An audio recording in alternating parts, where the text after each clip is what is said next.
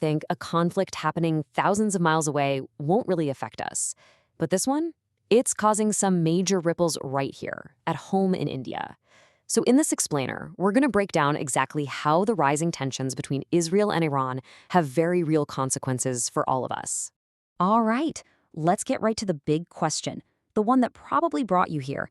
How is this war that feels so distant actually burning a hole in your pocket? How is it affecting your daily life?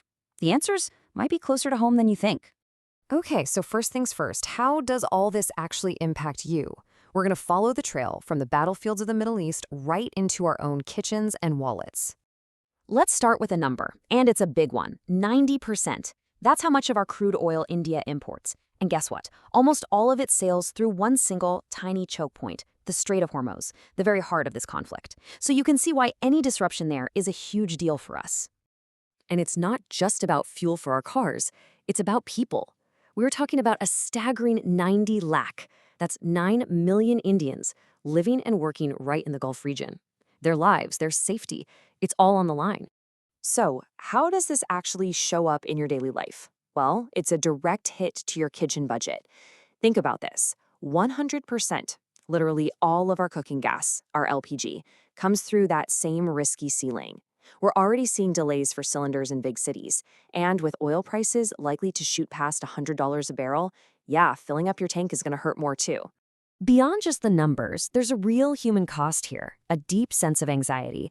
I mean, millions of Indian families have loved ones working in places like the UAE and Qatar, and now Iran is targeting bases in those very countries. It's a massive concern.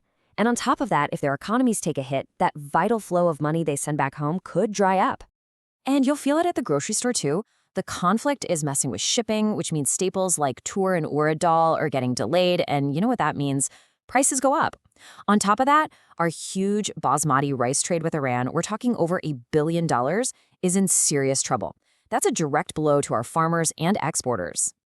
And the ripple effect doesn't stop there. It's hitting some of our key industries.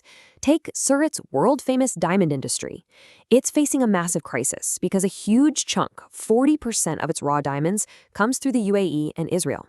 The whole supply chain for so many of our goods is getting squeezed. Okay, so we've seen what's happening, but the big question is, why? How did we even get here?